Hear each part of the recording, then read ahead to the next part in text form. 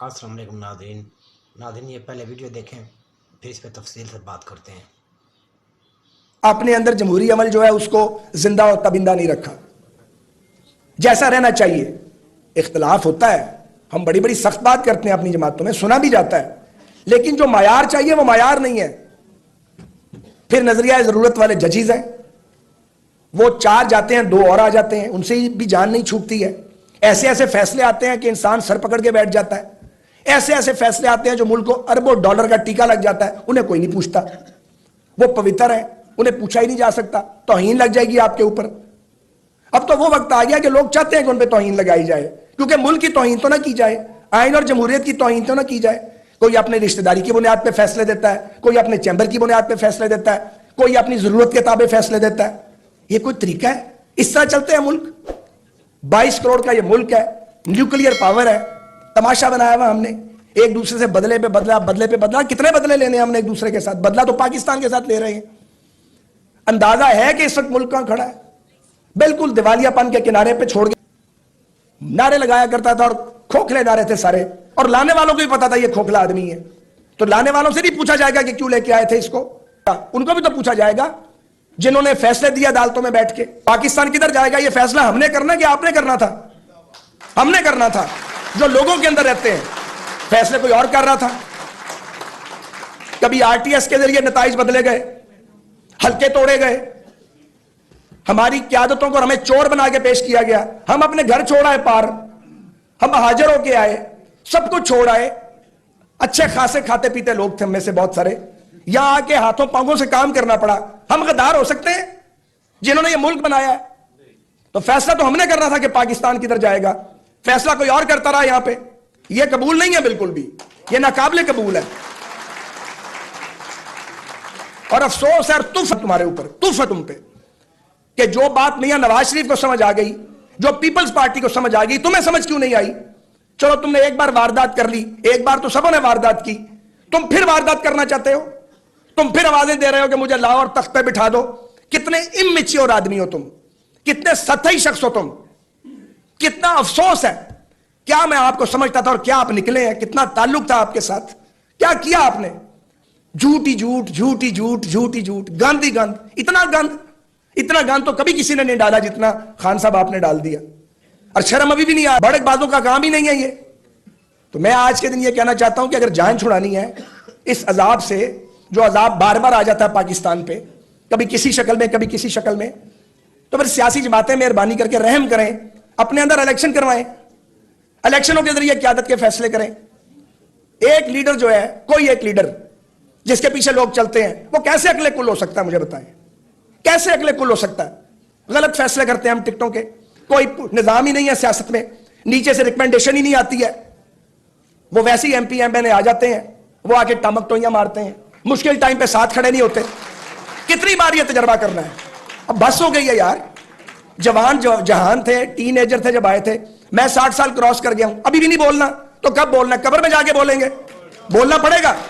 تو عدم اعتماد ہوا، میں اون کرتا ہوں، میں اس میں پوری طرح شامل تھا، ایاز صادق صاحب شامل تھے، رانا ثناء اللہ خان صاحب تھے، ہم تینوں لگے ہوئے تھے اپنے کام پہ۔ لیکن جب کیبنٹ بن رہی تھی، میں نے شہباز صاحب کی منت کی، میں نے کہا مجھے وزیر نہ بنائیں، پوچھ لیں آپ شہباز صاحب سے۔ لیکن وہ انہوں نے کہا کہ تم لوگوں نے مجھے آگے کیا، اب تم لوگ کہتے ہو کہ تم نے ساتھ کھڑے نہیں ہونا۔ جواب کوئی نہیں تھا۔ یقین کریں کوئی دلچسپی نہیں ہے اقتدار کے اندر رہ گئی، اسمبلی کے الیکشن کے اندر وہ والی دلچسپی نہیں رہ گئی ہے۔ کروڑوں روپے لگا کے آپ اسمبلیوں میں آئے، یہ جمہوریت ہے؟ اس کو خراب کون کرتا ہے؟ اس کو خراب وہ کرتے ہیں جو مارشل لا لگاتے ہیں، اس کو خراب وہ کرتے ہیں وہ ججز جو نظریہ ضرورت کے تحت فیصلے دیتے ہیں۔ ری کاؤنٹنگ نہیں کرنے دینی، اٹھا کے پھینک رہا ثاقب نثار کیس کو۔ تم ہو کون؟ تم کیسے انصاف نہیں دو گے؟ نہیں دیا انصاف۔ میں نام نہیں لیتا، جیلوں میں جب آپ لوگوں کو بلا کے کہتے ہیں کہ وزیر اعلیٰ بن جاؤ اور فارورڈ بلاک بناؤ، شرم آتی ہے؟ ارد گرد ہمارے کردار۔ میں نام نہیں لیتا، جب آپ کو پوچھیں کہ کہاں سے الیکشن لڑیں گے، آپ کہیں اپنے حلقے سے، اور آپ اس کے بعد کہیں وہ تو آپ ہار جائیں گے، آپ کو کس نے بتایا تھا کہ ہم ہار جائیں گے؟ یہ تو آپ نے کام کیے ہوئے ہیں، پھر کہتے ہیں بولے نہیں لوگ کیوں نہیں بولیں گے؟ لیکن آج میں آپ کو یہ گزارش کرنا چاہ رہا ہوں، آج نہیں، میں کئی دن سے یہ کہہ رہا ہوں کہ ذمہ داری اب سیاستدانوں پہ 100% پڑ گئی ہے، کیونکہ اگلے غیر سیاسی ہو گئے ہیں، اگلوں نے ڈکلیئر کر دیا کہ ہم غیر سیاسی ہیں، تو پھر اب یہ ذمہ داری پولیٹیشنز پہ ہے۔ بھائی اب اپنے قدموں پہ کھڑے ہو جاؤ نا, چیخیں کیوں مار رہے ہو؟ ہم بھی تو جیلوں میں جاتے ہیں, ہنستے ہنستے جاتے ہیں, ہنستے ہنستے آ جاتے ہیں. اللہ نہ کرے آپ جیل میں جائیں, پر اگر جانا پڑے تو حوصلہ کرو. عمران خان کو ڈسکوالیفائی کیا, سازش کے تحت کیا. کیا کیا تھا, کیا گناہ تھا عمران خان کا کہ وہ جدید پاکستان بنا رہا تھا؟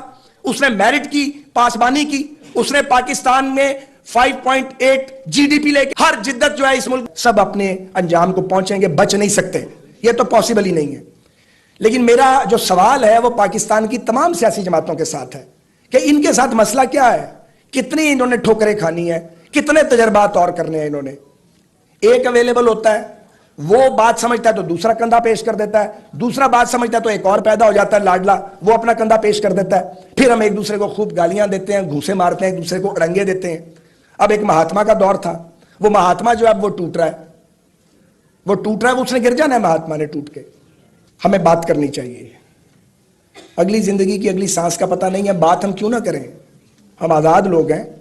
ٹھیک ہے پاکستان کاغذوں میں آزاد ہوا, پوری طرح آزاد نہیں ہو سکا, لوگوں کو آزادی مل نہیں سکی, لوگ مختلف قسم کی زنجیروں میں جکڑے ہوئے تھے, جکڑے ہوئے ہیں, وہ زنجیریں ٹوٹ رہی ہیں, پھر دوبارہ پہنا دی جاتی ہیں. لیکن اس میں دیکھنا یہ ہوگا کہ اس سے جان کیسے چھڑانی ہے سارے مشکل سے. میری سب سے بڑی شکایت جو ہے ایک سیاسی کارکن کے طور پہ, وہ پاکستان کی سیاسی قیادتوں اور سیاسی جماعتوں کے ساتھ ہے. اور میری شکایت دن بدن بطور ایک سیاسی کارکن کے وہ پہلے سے زیادہ سنجیدگی اختیار کرتی جا رہی ہے, اور میں تکلیف محسوس کرتا ہوں بہت زیادہ, اور اس تکلیف کا اظہار بھی کرتا ہوں کبھی پبلک میں اور کبھی اپنی جماعت کے اندر بھی, کہ پاکستان کی سیاسی قیادتوں کے ساتھ آخر کیا مسئلہ ہے. یہ کیوں اپنی جماعتوں کو منظم نہیں کرتے؟ یہ کہنا کہ انہیں منظم نہیں کرنے دیا جاتا کافی حد تک سچ ہے, لیکن جب زمانہ امن ہوتا ہے تب کام کیوں نہیں کرتے آپ گراس روٹ لیول پہ جا کے کیوں اپنے پولیٹیکل ورکرز کو آرگنائز نہیں کرتے؟